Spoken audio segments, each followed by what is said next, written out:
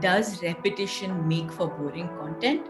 I think if you have the ability to find a different perspective each time, then it's absolutely not. There is comfort in repetition, right? As an audience Yeah. itself, there's a reason that Cadbury's continues to make those beautiful ads 50 years later, right? It's that same feeling. It's Yeah. the reason that we still go back and look at Raymond's ads.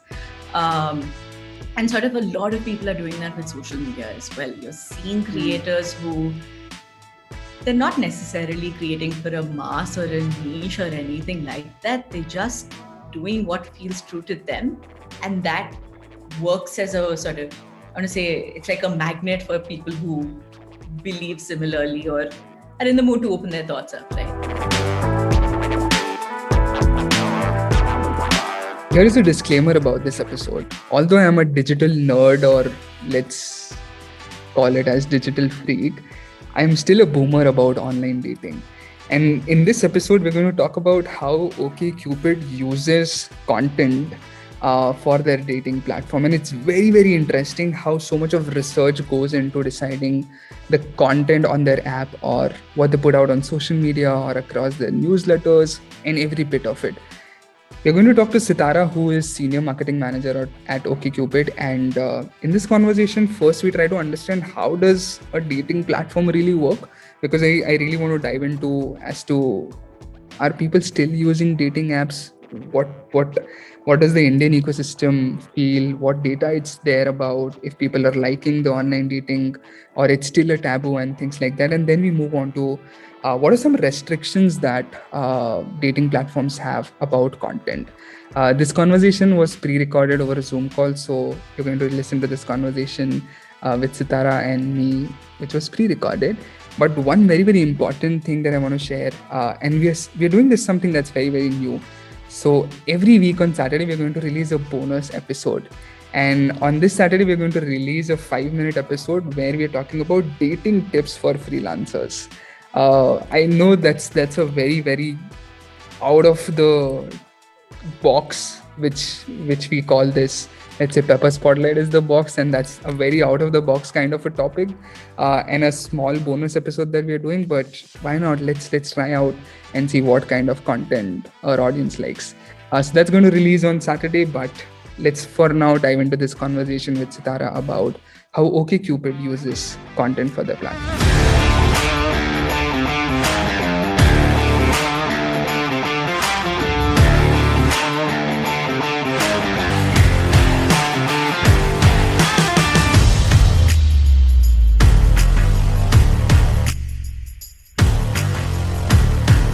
Thank you so much, Sitara, for being on Pepper Spotlight today. And I cannot tell you how thrilled I am to do this conversation, because this is let's say an industry segment that I don't fully understand. So I have more curious questions to ask in this conversation than I have had done in all the past 25, 26 episodes. So thank you so much for being on Pepper Spotlight. No, oh my God, Pavan, thank you for inviting me. I love talking about how dating works in India, and the less you know about dating apps, the more opportunity that gives me to talk about it. So, I'm excited about this, and thank you for inviting me, like I said. Super. I'm going to ask you some dating related questions also, and then move to our prime segment of this show entirely, that how OkCupid uses content for their organization and for the platform. To really start with, tell me, is dating apps and finding friends or your partners on dating apps still like a trend, or it's a taboo? How is it there? Like, do we have some data about this, or this is just like general opinion on the internet? Yeah, so I think the one thing is that, at least as far as India is concerned, it was never a trend, right? It started off this as this great taboo, actually, sort of globally also, right? So when the internet itself was formed, one of the first websites that existed was actually a dating platform, right? And for years, it was seen as this sort of like sketch place to meet people. Except the truth of the matter is now 2 out of every 3 couples in America have met online. So, if anything, at least in the West, they've gotten to a point where they're like, oh, you didn't meet online. What a weirdo you are, right? And India sort of has a completely different story with that, right? We've gone from a universe where arranged marriages were the only way that life worked to sort of the 80s and 90s that at least through these really cool movies showed us how wonderful it was to have a love marriage to, you know, these years in the last sort of, I want to say, at least in this decade, where you finally come to a point where relationships have a completely different meaning, right? We've gone from a world where relationships were about men being providers, women being homemakers, and that bond working a certain way. But, you know, that's not true for you or me anymore, right? That's not whom we're looking for in our partners. And so dating apps fill that void because you don't always have the opportunity to meet somebody who is your partner in life, right? In the real world. And so the opportunity for that serendipity basically goes up in being on a dating app like OkCupid. And sort of, so are we seeing a trend? Are we seeing a movement towards more people getting on dating apps, finding love on dating apps? Yes, absolutely. But I don't think it was ever considered trendy. I think we've gone from a world where it was aisa kaisa to, oh yeah, I guess this is the most sensible, easy way to do this. And, you know, I have to say that the pandemic has also made a little bit of a difference, right? You've now reduced the availability of spaces where you can make other human connections. And so if you're looking for love, it can get really lonely. And so even people who sort of questioned whether they'd find what they want on a dating app have sort of dropped all of those inhibitions in the last 1.5 years. So, and I think as you were saying that during the pandemic, we are not going out or, you know, there are no colleges, workplaces, whatever, no restaurants and all of that. So I think now it's actually not a taboo anymore. I would rather say. I think everyone just, you know, uses dating platforms to maybe find friends also. It's not like you're always looking for a husband or wife or partner maybe. Yeah, and there are multiple, not just dating platforms, right? Like the internet is such a cool place. There's all sorts of apps available, and there are absolutely apps to help you find a gaming buddy, help you find somebody to just do yoga with if that's what you want, right? And dating apps sort of obviously fill that space of people who are looking for love in their life. So yeah, for sure. I feel like we've come a long way from the point where we were using Ask Jeeves, right? To to a world where there's Google and that's just how everything is done. And sort of dating apps have had, I want to say, a similar journey, but yeah, there has certainly been a change in perception, and the norm about how you meet people has certainly come a long way in the last 10 years. Yeah. Tell me about so definitely in the past at least 5-6 years, I would say, you know, how social media has become so influential and people buy products or download apps based on the content that they see on these platforms. So let's say blogs that they read or anything else, YouTube videos that they would consume. How does OkCupid primarily look at content for the organization? Are you thinking of it as building audience, getting users? How do you really look at content at OkCupid? I think so. I'm going to sort of go back a little bit, tell you what OkCupid is, and then what sort of informs our content choices, right? Just because they're connected. Sure. So OkCupid is actually one of the oldest dating services that exists, right? It was founded by Harvard mathematicians back in 2004, where they said, look, maybe if we ask people enough questions, we can build an algorithm that will introduce people to compatible matches, right? And so that's the heart of OkCupid. And 17 years later, that continues to be true, right? We still ask users a minimum of 15 questions to sign up on the platform, and then you can answer up to 3,000 questions. And these questions are everything from, do you think voting should be mandatory? Do you think paneer on pizza is acceptable? Do you think household chores should be split equally, right? Like, these are different questions that allow you to sort of present yourself as more than just this two-dimensional picture in 120 words, or on the other end of the spectrum, just sort of where your stars were when you were born, right? And that's what OkCupid does. OkCupid has always been a platform that paid attention to who you are, how you want to put across your beliefs, values, quirks, right? Because that's the stuff that everybody falls in love with.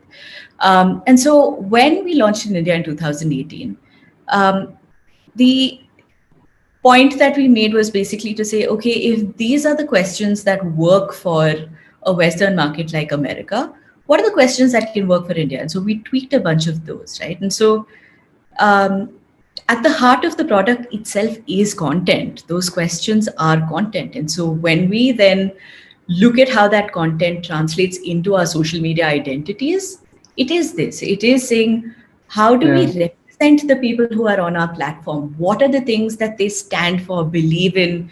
What are their fears and insecurities about love? And how can we make sure to alleviate some of that? How do we convince them that they're going to find this love that they seek? And despite everybody else's lack of optimism, how do we convince them not to give up hope, right?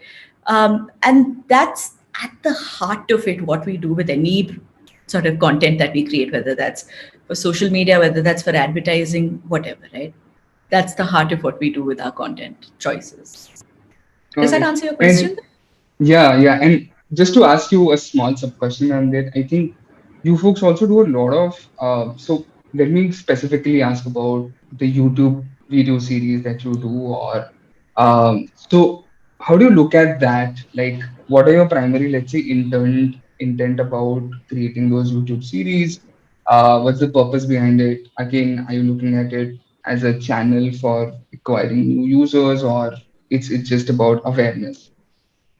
So it's both. I feel like the excitement about creating content is that it allows us to acquire new users as always, but it also allows us to get the word out, right? And that's an awareness function. And so even if you might not be my TG, I'm sure you have plenty of other friends whom you'd like to talk to about their challenges in life, right? And so content allows us to do that. YouTube is a particularly exciting platform for us to create content on, right? Because you can do that in two ways, and we've explored both. One is you can actually partner up with content creators who have their audiences, have their style of storytelling, and you can sort of partner up with them, and a good collaboration will allow us to sort of pick on what that audience is feeling and believing, and talk to them about how to solve their problems in life, right? And so that's what we do with a lot of YouTube content creators. And so we've worked with mostly Sane, we've worked with Filter Copy, TVF, sort of name them, and we've worked with them. And it's always a fun experience, right? Because they have great content creators on board. We have a very, very keen understanding of who our audiences are. Put those two together and you get very often hilarious pieces of content that also hit you really deep in the heart.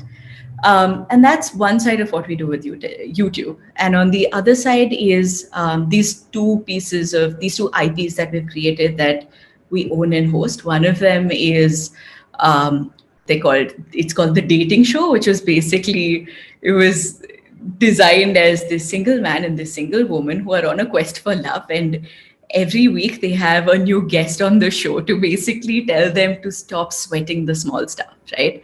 And where to focus their energies. And that was a really fun show to do, because one of our hosts was Aaron Call, who is hilarious in his own right. And then we had all of these cool guests come in week on week. And it was nice because you had these different perspectives on how to navigate around a relationship, right? Like stuff like, should I reply immediately when I get a text? Is a very genuine question. And it's really not laughable if you're asking that question, right? And so it was a fun format to answer those questions that we usually get in our Instagram DMs. And the other was this really cool series that Dhruv Sehgal actually wrote for us called Love Is. So what we did is multiple episodes where we've looked at different couples, and literally in 60 seconds, it was one moment of their life that defined what love meant to them. And again, it comes from the insight that what is love to you might not be what love is to me, right? It's like love Yeah. to me is certainly not dancing around trees like we grew up believing it was meant to be. And nobody really talks about that. We're still given this inflated idea of love and romance that really we will look at and just be like, not me, right? And so we wanted to make sure that audiences and this was whether you were already in a relationship, whether you were seeking a relationship, we created this IP to basically reassure people that their version of love is completely acceptable. Yeah. I think what's fun is that it was also a really exciting series to watch, and we got a lot of love for Hmm. it. Yeah. Yeah. And to really ask you on similar lines, do you think as a dating platform, you also have sometimes certain restrictions about the kind of content that you can upload or share? What are those restrictions, and why those restrictions exist? Can you tell us about that a little bit? Yeah, I think the sort of content is one of those huge things, right? It overlaps our entire life. I'm convinced that content is literally any thought that sees the light of day is content. Um, as a dating app, sure, there are restrictions because, we don't want to talk about kids, right? It's not a valid conversation for us. As OkCupid, we want that conversation to be about the choices that you make, the personalities that you put forward. Um, there are, I mean, it doesn't come from being a dating app or not. It comes from being the brand that we are and the values that the brand stands for and the Yeah. personality of the brand. And so, sort of, yes, I can talk about a water bottle, but is that of value to people who are coming on a dating platforms pages, right? Yeah. Sort of the flip side of that is also that any thought that people are having is valid, right? So, like, literally, one of our tweets that has done really well off late is my love language is watching Hera Fairy together. And the number of retweets on that is insane. And the quote tweets are even greater, right? Stuff like that is content for a dating app like OkCupid, but a lot of other things are not. Like, I'm not going to get into what the Pantone color of the year is. That Hmm. doesn't make a difference to my Yeah. audience Yeah. when they come on my platform, right? It does when they Yeah. go on to wherever else they choose to seek that content. Yeah. Got it. And while you were answering about and introducing to us about how OkCupid got founded, you mentioned about the questions. Um, so tell us, how did you folks specifically decide these questions for India? Was there any like research behind it, or is it just fun? How did you guys come to those questions that you decided for India specifically? Yeah, so the questions are literally what take up 60% of my day on the days that we're doing this, right? Because we're very protective of the questions that we'll put on the platform. It has to be true to what our daters believe they're looking for in their match at that point of time, right? And so when we do questions, it comes from speaking to daters, it comes to speaking to current users, past users. We take the trouble to see if there are topics that are beginning to trend on people's self summaries. So, for example, we noticed that in the last sort of 3-4 months, there was a 700% increase in mentions of vaccinations, vaccine, Covaxin, all of these words, Covishield. And so we put in questions about whether daters want to get vaccinated, whether daters will consider dating an anti-vaxxer, right? And all of these become then questions that we add in. And again, they're tested before they're sort of rolled out to a larger audience. But this is our audiences tell us the questions that they want to put on Yeah. the platform. So it's not a formal research. Sort of, we don't spend 6 months to sort of research it because it is about what's current. But literally, it's our DMs, our Twitter, our messages when we speak to daters. It's much smaller research groups that we put together of daters. That's where these questions come from. Got it. Got it. Um, to move to more broader content related question. So here's something that I've noticed lately.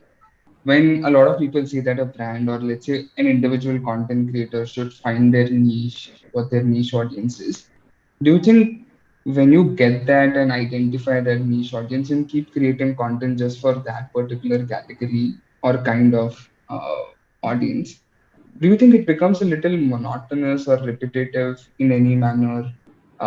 Because there's also a saying going on that niche is the new mainstream now, and the more generic and wider audience you can have, the better it is for a brand or an individual creator. Just want to know your personal opinion about it, even if you even if it's not relevant directly to OkCupid, but what do you think about this? Yeah, I feel like these are cycles that we go through, right? Like, I feel like if you look at the history of advertising, right, which is sort of where content has been hero for generations now. There've always been these cycles of niche mass, right? Um, Personally, I have to confess that I don't subscribe to either. I think it becomes important to find a cohort that cares and understand that with time, what that cohort cares about changes as well, right? So you can't be talking to an audience that no longer exists. That's not a niche as much as you might want to convince yourself it is. And sort of the benefit of social media is that we hear back so quickly, right, on what people are feeling in any given moment, that we have the ability to be very, very fluid. Um, to sort of answer the root of your question, does repetition make for boring content? I think if you have the ability to find a different perspective each time, then it's absolutely not. There is comfort in repetition, right? As an audience Yeah. itself, there's a reason that Cadbury's continues to make those beautiful ads 50 years later, right? It's that same feeling. It's the Yeah. reason that we still go back and look at Raymond's ads. Um, and sort of a lot of people are doing that with social media as well. You're seeing Hmm. creators who they're not necessarily creating for a mass or a niche or anything like that. They're just doing what feels true to them. And that works as a sort of, I want to say, it's like a magnet for people who believe similarly or are in the mood to open their thoughts up, right? Yeah. So I don't think there's a straight answer for whether you should be mass or niche. I think the short answer to that is keep your ears open, keep your eyes open, pay attention to what people are telling you they're resonating with, and go with that. Yeah, and I think as the whole world and the internet is constantly evolving literally every day, as a brand and as a, let's say, individual content creator, also sometimes you have to keep evolving yourself, the content that you're creating. So just keep your ears open. I think that should be the right way to put it. Tell us about what is tax on OkCupid, because some of the listeners and viewers of our show might not fully understand that. But tell us more about, okay, what does one when they download the app, what happens and what is specifically Stacks on OkCupid? Okay, so Stacks was insanely cool. It basically revolutionized how people meet people they have common interests with, right? So typically you open a dating app, you see a profile and you sort of click that you want to connect or not, right? And that's typically how you do it. You'll jump into their bios, read more details. If it's OkCupid, you will look at what the compatibility score is. All of that happens, right? But if you know that you only want to see profiles of people who are vaccinated, there is no easy way to do that. You still need to go through everybody that the app would typically suggest to you. If you know that you only want to date people who are close by, who are fellow fans of Game of Thrones, right? Whatever your interest at that point of time is. What Stacks does is basically curate these profiles so that you can see them as a stack together, right? So right now, one of our most popular stacks is the I'm vaccinated stack, which is literally just profiles of people who also believe in vaccine science like you do and who are vaccinated. Um, and so that's basically what Stacks does. It sort of, if you know what you want and whom you want to date, then Stacks basically makes your life easier and takes away all of the distraction. Got it. Um, I have two last questions for you, and none of these questions are, very technical or, very thoughtful. These are Okay. basically like no-brainer sort of fun bonus questions that we include in every episode of us. One question, just out of curiosity, if two people like same kind of content, let's say, for example, if uh, I enjoy Game of Thrones, or let's say I enjoy watching the IPL, do you think these two people might have higher compatibility just because they like similar kind of content?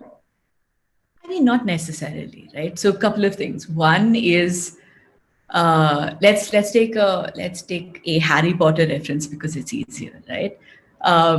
Whether you think you're a Hufflepuff or a Slytherin does to some degree inform the things that matter to you, right? Yeah. And at the base of it, what is compatibility other than being able to complement each other, right? Hmm. Uh, a lot of people can be great friends, but aren't compatible in a relationship because their core values don't align. Now, do two people who like watching Game of Thrones necessarily make for a great match? No, but here's what it does it allows you to open up a conversation, right? And Yeah. this is a challenge that a lot of people have with dating apps. And it's also why, sort of, I think people should consume content in general in life, right? A lot of people will get on a dating app, match with somebody, and then literally the first message is hi. That's Hmm. really bad content to start a conversation with. It's very like the unfortunate truth is that 85% of the time, if you say hi, you're not going to hear back. And that's the Yeah. heartbreaking truth of it, right? And yet, if you say, I wish the last season of Game of Thrones was as exciting as the books have been, chances are you can Yeah. actually kick off a conversation, right? Then you can start pulling up all of these other things that you care about that are in common.